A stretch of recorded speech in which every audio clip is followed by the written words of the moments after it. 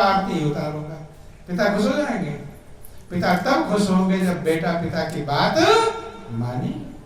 भगवान राम तब खुश होंगे जब आप राम की बात मानेंगे। खाली अगरबत्ती घुमाते रहेंगे तो राम खुश होने वाले नहीं। भगवान राम ने खुद कहा, मेरा भक्त कौन है कि सोई सेवक प्रियतम मम सोई, मम अनुशासन माने जोई। वही मेरा भक्त है। देखो, अपने आप को भगवान का भक्त बने रहो, उससे कुछ नहीं होगा। भगवान आपको अपना भक्त मान ले, स्वीकार करो तो आपके भक्त है। अब भगवान कब माने? भगवान का तो मेरा भक्त कौन है? सोई सेवक, वही मेरा सेवक भक्त है जो मेरी आज्ञा माने। क्या माने?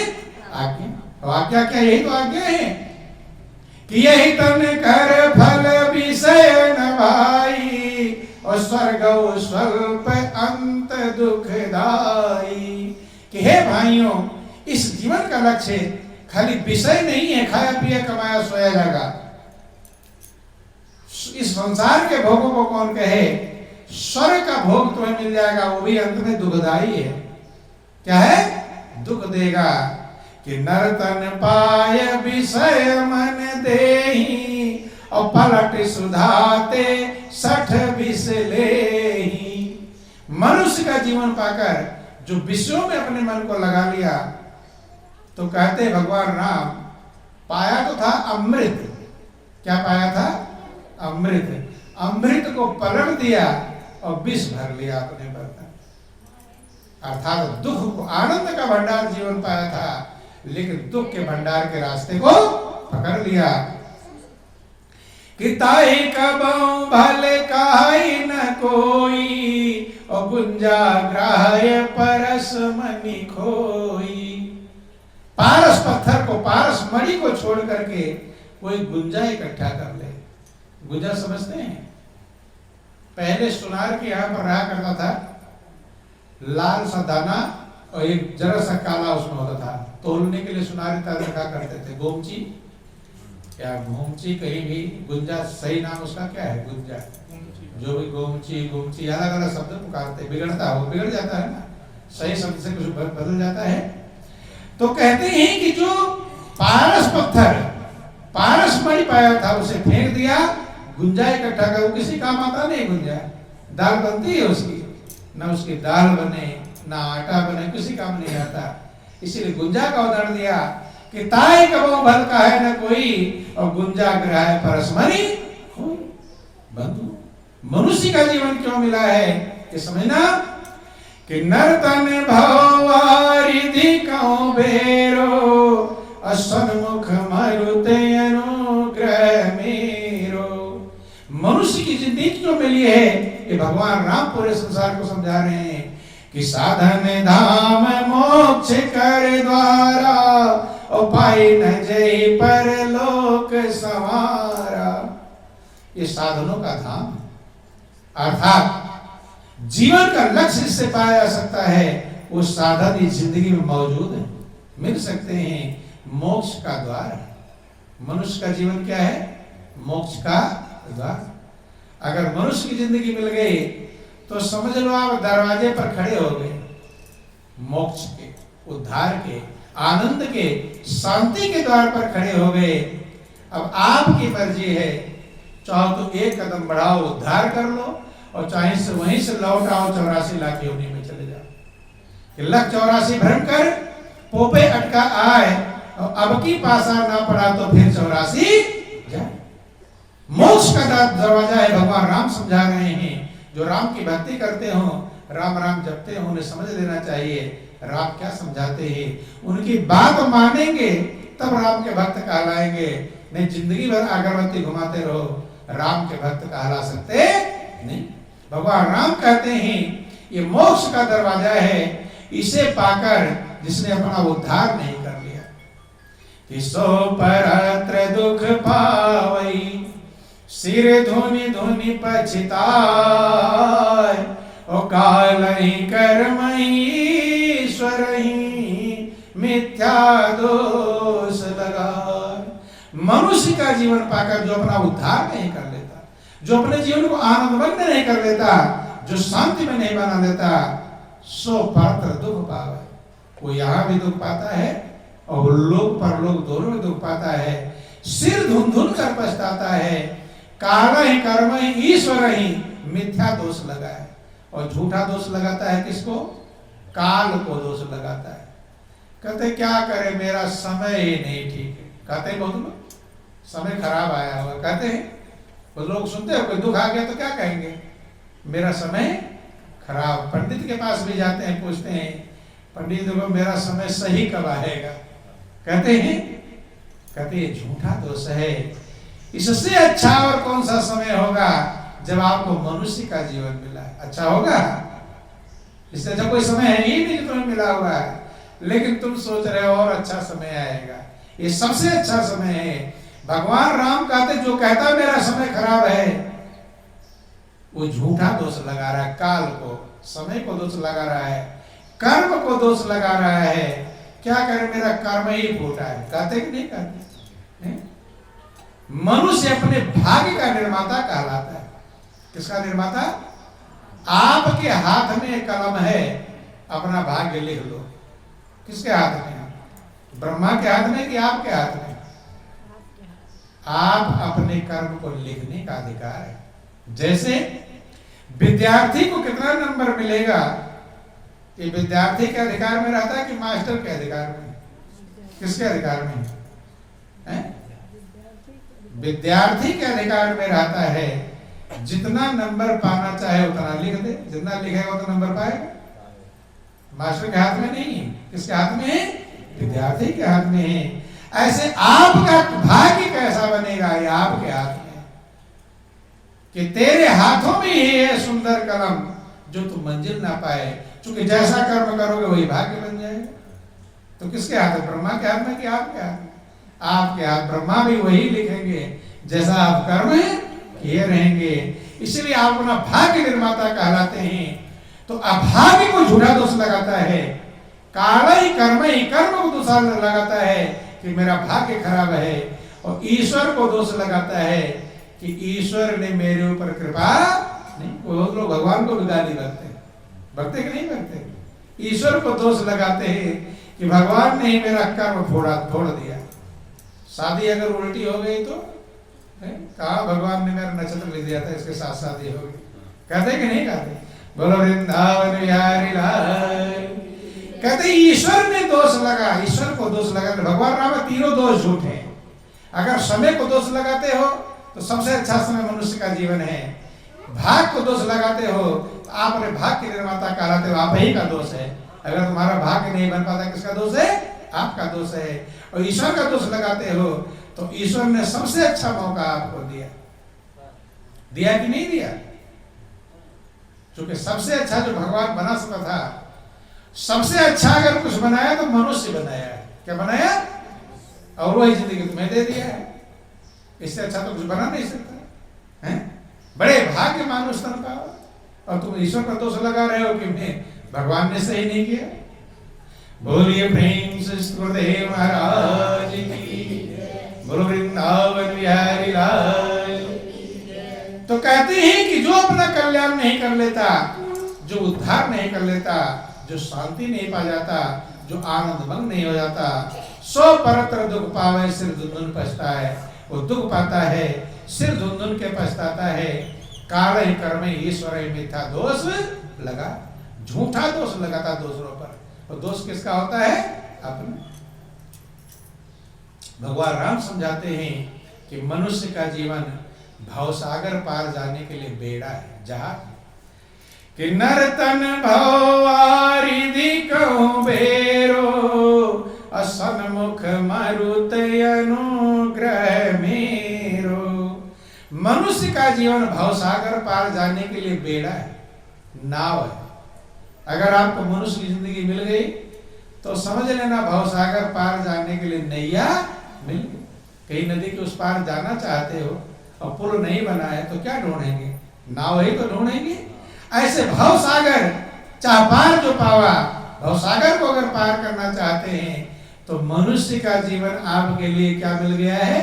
जहाज, बेड़ा, नाव मिल गया है। नर तन भव वारिद कहूं बेरो और सन्मुख मरुद अनुग्रह मेरो। मनुष्य का जीवन भवसागर पार जाने के लिए बेड़ा है, और दूसरे कहते मेरी कृपा, प्रभु की कृपा सबसे बड़ी कृपा। ध्यान देना, सबसे बड़ी कृपा भगवान की क्या है? धन मिल जाए तो कहते भगवान की बहुत बड़ी कृपा है, बेटा मिल जाए भगवान की बहुत बड़ी कृपा है, बिल्डिंग बन जाए भगवान की बहुत बड़ी कृपा है, गाड़ी मोटर आ जाए, विधायक एमपी एमएलए बन जाए तो कहते भगवान की बहुत बड़ी कृपा है। ये तो कृपा है, लेकिन सबसे बड़ी कृपा भगवान राम समझा रहे हैं। सबसे बड़ी कृपा क्या है? आपके श्वास का चलना। इससे बड़ी कोई कृपा है? धन दो रुपए पैसे तो बाद में मिलेगा, पहले जरूरी है तुम्हारा श्वास चलना। क्या जरूरी है? तभी तो बेटा बेटी कार को बिल्डिंग में कीमती रहेंगे, और श्वास नहीं चलेगा तो सबसे बड़ी कृपा क्या है? श्वास का चलना। तो सबके ऊपर एक कृपा मिली हुई, जो लोग जिंदा है, तो सबसे बड़ी कृपा है कि नहीं? और कृपा तो छोटी वाली होगी, कार को मिलने वाली छोटी कृपा है। सबसे बड़ी कृपा क्या है? नर तन भव वारिद कहूं बेरो और सन्मुख मरुद अनुग्रह मेरो। मरुद माने हवा, जो तुम्हारे अंदर प्राणवायु का संचालन हो रहा है, जो श्वास आ रहे हैं और जा रहे हैं, आ रहे हैं और जा रहे हैं, ये सबसे बड़ी कृपा है। ये चल रहे हैं तभी आप यहाँ पर बैठे हो, तो ये ना चलते तो बैठ पाते। देखो ध्यान देना, जब आप पैदा हुए थे तो कुछ लोग घर में पैदा हो जाते, कुछ लोग अस्पताल में पैदा हो जाते। और मान लो अस्पताल में पैदा हुए थे तो डॉक्टर सबसे पहले क्या देखता है कि तुम्हारे श्वास चल रहे हैं कि नहीं चल रहे। सबसे बड़ी कृपा को देखता है। बड़ी वाली कृपा है कि नहीं? और कृपा बाद में, और हाथ पैर आंख नाक कान तो बाद में कृपा करेंगे। सबसे पहली कृपा है कि श्वास चल रहे हैं कि। मान लो अस्पताल में पैदा हुए थे और श्वास ना चलते होते तो घर लाए जाते? क्या जरूरत थी घर लाने की? वहीं से उधर ट्रांसफर हो गए होते, घर आते। और आप भी घर में हो तो किस लिए हो? श्वास चल रहे हैं, और श्वास नहीं चलेंगे तो घर में रहने पाओगे कि निकाल दिए जाओगे? जल्दी कल का उधार नहीं होगा, जल्दी ले चलो, कहते कि नहीं कहते? तो तुम्हारी जो कीमत बनी हुई है श्वास चलने में, घर के लोग जो प्यार कर रहे हैं किस लिए? श्वास चल रहे हैं तभी। और श्वास ना चलते होते तो लोग प्यार करते हैं? महापुरुष समझाते हैं कि जा दिन मन पंछी उड़ी जई है, जा दिन मन पंछी उड़ गई है। जा दूर रखो मैं, जा दिन मन पंछी उड़ी जई है, जा दिन मन पंछी उड़ गई है। ता दिन तेरे तन तरुवर के, ता दिन तेरे तन तरुवर के, सब पात झरी नहीं है, जा दिन मन पंछी उड़ी नहीं है, जा दिन मन पंछी उड़ गई है। मन का पंछी है, जो आत्मा है, जो श्वास, जो प्राणवायु आपके अंदर चल रहा है, वो जिस दिन निकल जाएगा फिर क्या होगा? ता दिन तेरे तन तरवर के सबे पात झड़ जाएगी, सब पत्ते शरीर के झड़ जाएंगे। आंख देखना बंद कर देगी, क्या देखने लगेगी? हैं? श्वास निकल जाएगा तो देखेगी, खुली रहेगी लेकिन देख कुछ नहीं। कान सुनना बंद कर देगा, मुंह बोलना बंद कर देगा, हाथ पैर काम करना बंद कर देगा। बंधु सारे पत्ते झड़ जाएंगे। आगे क्या होगा? आगे कहानी सब लोग जानते हैं, लेकिन विचार करते नहीं। संत महापुरुष याद दिलाते हैं, जब श्वास निकल जाएगा फिर होगा क्या? कि घर के कहीं है बेगी काढ़ो, घर के कहीं है बेगी काढ़ो। घर वाले कहेंगे अब जल्दी निकालो, क्या कहेंगे? देर करेंगे जल्दी? अगर बिस्तर पर नया नया बेड खरीद कर लाए थे, नई चादर खरीद कर लाए थे और उसी पर सोए थे और श्वास का पंछी निकल गया, तो उस चादर पर सोने देंगे, उतार देंगे? क्या करें? उतर जल्दी ही। अब तू नहीं खरीद कर लाया, तेरा कब्जा खत्म हो गया। कब्जा तभी तक है जब तक श्वास चल रहा है। बेड से नीचे उतार देंगे और कमरे से बाहर ही बाहर ले जाएंगे जल्दी। किसके कारण हो रहा है सब? जो अंदर पक्षी बैठा हुआ है वो उड़ गया। इसलिए महापुरुष कहते हैं आश्चर्य इसमें नहीं कि पक्षी निकल गया तब लोग रोना चिल्लाना शुरू करते हैं। आश्चर्य इसमें कि पक्षी बैठा हुआ है। अब सोचो कि मैं जिंदा हूं, ये कीमती है, निकल जाएगा तब रोने से कुछ।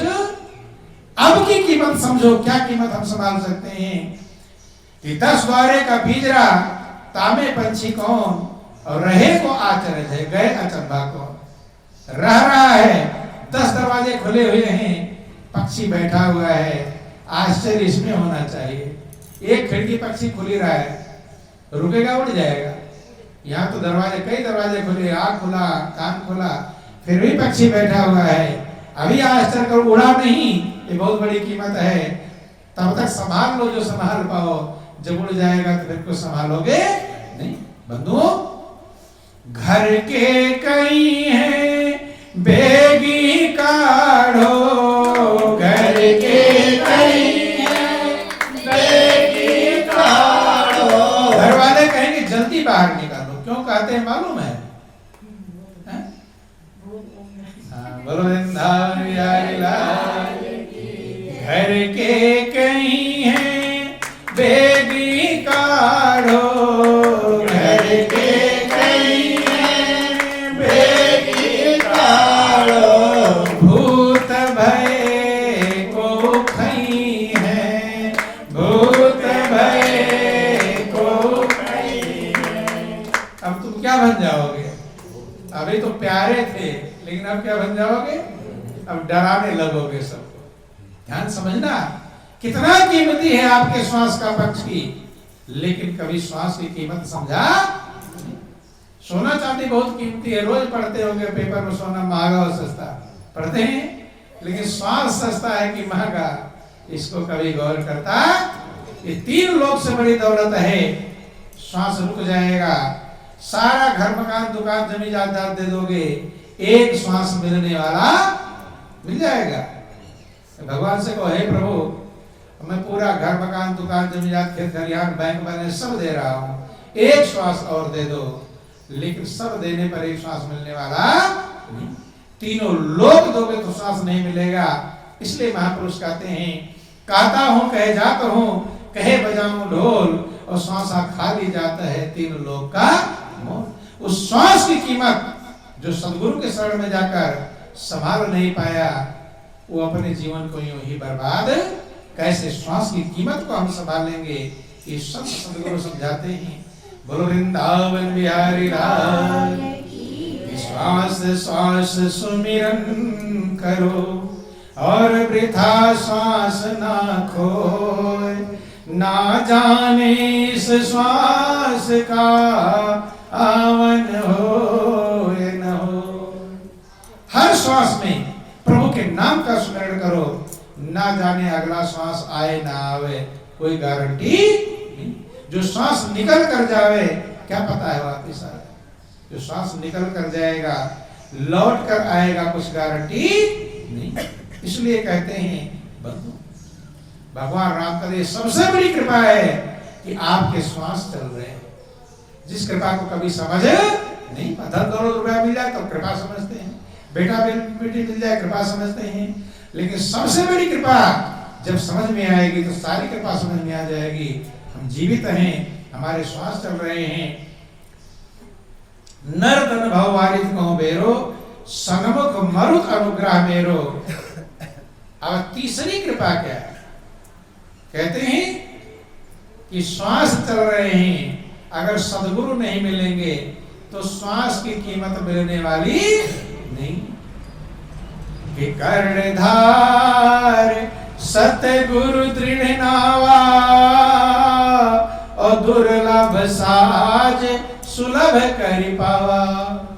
इस नैया को चलाने वाले कर्णधार मल्लाह सदगुरु, जीवन रूपी नैया। बंधुओं ध्यान देना, भाई नाव भी मिल जाए, हवा भी दिशा में चल रही हो, लेकिन मल्लाह ना हो तो चले जाएगी ना। बिना मल्लाह के नाव चलने वाली जाना कहीं और पहुंचेगी कहीं। ऐसे सदगुरु जब तक नहीं मिलते हैं तब तक हमारा जीवन जाना कहीं और जाता कहीं है। ये जीवन आनंदमय नहीं हो पाता है, शांति का स्रोत नहीं बन पाता है, सुखों का मूल नहीं बन पाता है। वही हाल पहले हमने बता दिया कि गाड़ी नहीं स्टार्ट हो रही है तो किसकी जरूरत है? मैकेनिक की जरूरत है।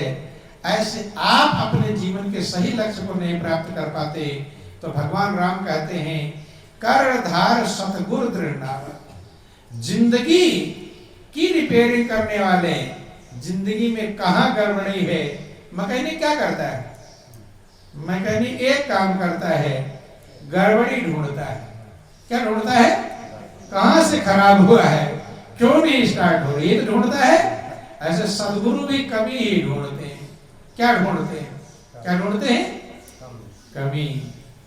कि गुरु कुमार शिष कुंभ है और गड़ गड़ काढ़े खोट, और अंतर हाथ सहार दे और बाहर मारे चोट। गुरु की मां कुमार के समान है और शिष्य घड़े की बेटी के समान है।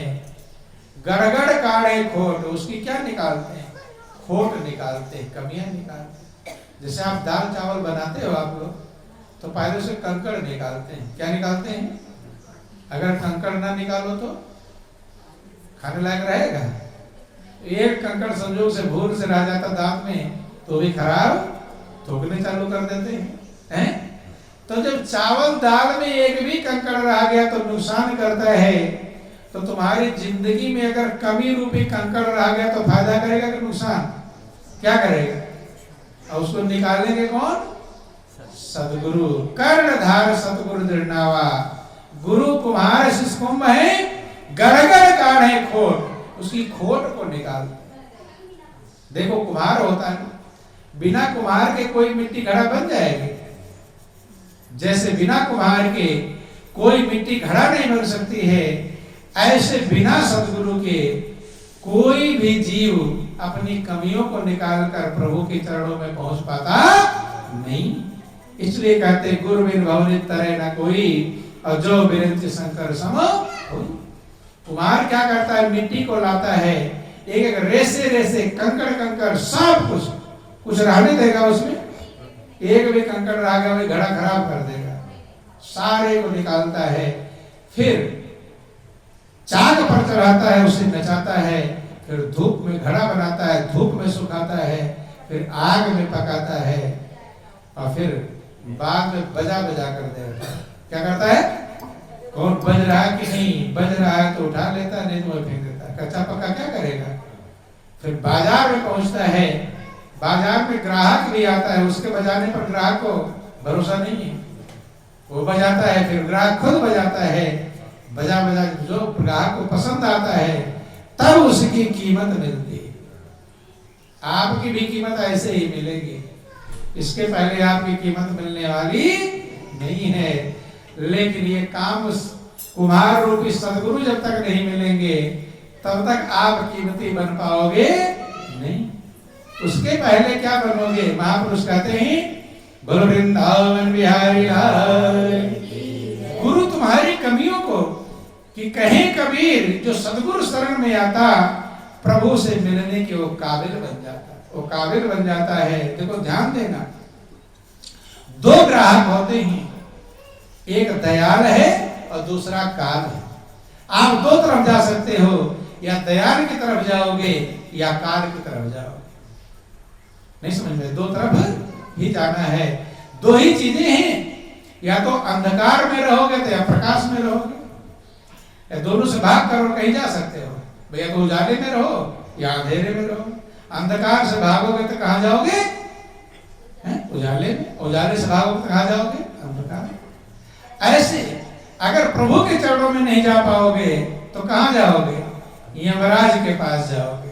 ध्यान देना, जैसे बैल होता ना, बैल पहले बैल हल चलते थे, बैल का हल में चलते थे।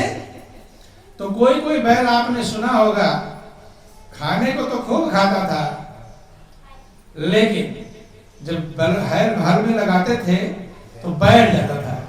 क्या होता था? बैठ जाता। उसे कौन सा बैल कहते हैं?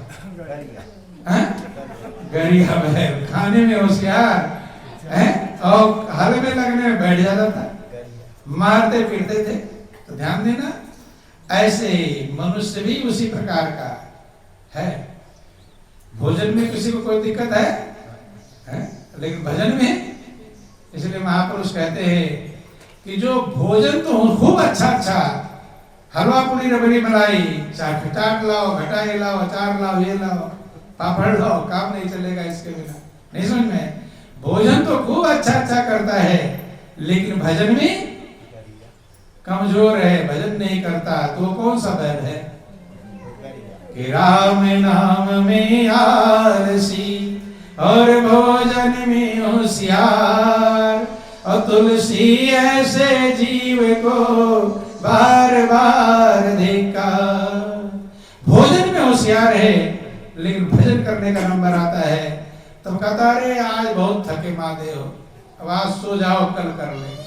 नहीं समझ? बहाने बनाता है। अब सर दर्द हो रहा है, भजन में पूरा दर्द करने लगेगा, भोजन में नहीं दर्द कभी। ध्यान देना, इसलिए महापुरुष कहते हैं कि वो बैल कौन सा है? तो जो गरिया बैल होता है उसका ग्राहक आते हैं, ग्राहक ले जाते हैं। ग्राहक आ जाएगा तो पड़ोसी अलग में जाकर बता देगा। नहीं, ग्राहक भाव पड़ोसी तो बहुत होशियार होते हैं, अपना काम नहीं देखेंगे, लेकिन पड़ोसी घर कौन आया, कौन गया, क्या हुआ, पूरी खबर रखते हैं कि नहीं? पड़ोसी आपका ध्यान बहुत रखते हैं, लापरवाही नहीं करते किसी काम में, कौन उन्हें सब खबर रहती है।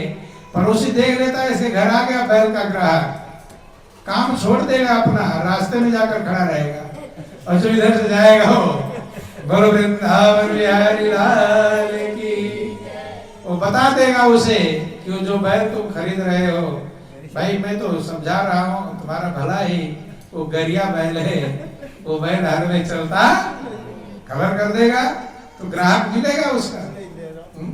तो जो भी ग्राहक आता है, कभी कोई शादी का भी हाल होता है, शादी देखने आते हैं तो पड़ोसी उधर खबर कराता है, करता है कि नहीं करता है? क्योंकि मनुष्य का स्वभाव है मेरा फायदा हो ना हो, लेकिन दूसरे का नुकसान हो जाना चाहिए। इसीलिए पशु से अच्छे हैं। पशु किसी की चुगली नहीं करता होगा, करता है? मनुष्य करता है। जितने बुरे कर्म हैं सबका ठेका मनुष्य ने ले रखा है, सबका ठेकेदार बन गया है। बोलो वृंदावन बिहारी लाल। ईर्ष्या, द्वेष, छल, कपट, प्रपंच, इनकी उनकी तेरा मेरी, हैं? सबके सारे नशे करना, सभी ठेकेदार कौन है? सब बुराइयों का ठेकेदार। सब बुराइयों का पोट बांध के राखो शीश मजार, अपने सर पर रख लिया पोटली बांध के। ध्यान देना, बोलिए प्रेम से गुरुदेव महाराज। तो जो गरिया बैल होता है उसका ग्राहक नहीं मिलता है, उसका एक ग्राहक है। वो कौन है? कसाई। कौन है? कसाई है। ऐसे लोग जो लोग भोजन में होशियार हैं और भजन नहीं करते, उनका भी ग्राहक कौन है? बोलो वृंदावन बिहारी लाल। उनका भी ग्राहक यमराज है। कौन है? कि गुरु की न मानो तो यमराज मनवाएंगे, गुरु की न मानो तो यमराज मनवाएंगे, गुरु की न मानो तो यमराज मनवाएंगे, गुरु की न मानो तो यमराज मनवाएंगे, गुरु की न मानो तो यमराज मनवाएंगे, गुरु की न मानो तो यमराज मनवाएंगे।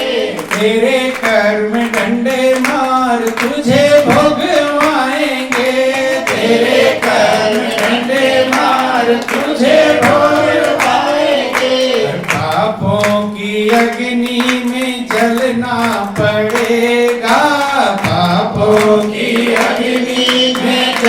करना पड़ेगा, काया कुटी खाली करना पड़ेगा, काया कुटी खाली करना पड़ेगा, रे मन मुसाफिर निकलना पड़ेगा, रे मन मुसाफिर निकलना पड़ेगा, काया कुटी खाली करना पड़ेगा, काया कुटी खाली। करना पड़ेगा। अरे गुरु की नहीं मान, गुरु तो प्रेम पूर्वक समझाते भजन कर लो भजन कर लो, और नहीं मानोगे तो कौन मनवाएंगे?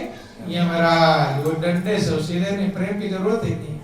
तेरे कर्म डंडे मार तुझे भगवाएंगे और पापों की अग्नि में जलना पड़ेगा और काया कुटी खाली करना। कुछ लोग कहते हैं क्या जरूरत है भजन करने की, कुछ लोग ऐसे भी है क्या जरूरत भजन करने की, हम कमाते हैं हम खाते हैं हम सोते हैं, भजन क्या जरूरत है? बंधुओं भजन की जरूरत इसलिए है कि किसी ने तुम्हारे शरीर को बनाया है। बनाया है कि नहीं? किसने बनाया? तुमने बनाया, माता पिता ने बनाया। माता पिता को यही नहीं पता क्या बन रहे हो, हैं? चेहरा गोरा है कि काला है, क्या है? बनाया किसने? जिस मालिक ने बनाया। तो जो कोई बिल्डिंग बना दे उसमें तुम रहोगे तो किराया देना पड़ेगा नहीं देना पड़ेगा, हैं? लेकिन इस बिल्डिंग को, इस आलीशान मकान का क्या देते हैं आप किराया? जो इस आलीशान ये शरीर मनुष्य का जीवन मिला है, ये बिल्डिंग किसी ने बनाया है? या किराया देना पड़ेगा कि नहीं? रहते हो लेकिन किराया नहीं है, इसलिए भजन की जरूरत है, वही किराया है। क्या है वही? किराया। रे मन मुसाफिर निकलना पड़ेगा और काया कुटी खाली करना। रे मन मुसाफिर निकलना पड़ेगा, रे मन मुसाफिर निकलना पड़ेगा, काया कुटी खाली करना पड़ेगा, काया कुटी खाली करना पड़ेगा। भाड़े के क्वार्टर को क्या तू संभाले, भाड़े के क्वार्टर को क्या तू संभाले, जिस दिन तुझे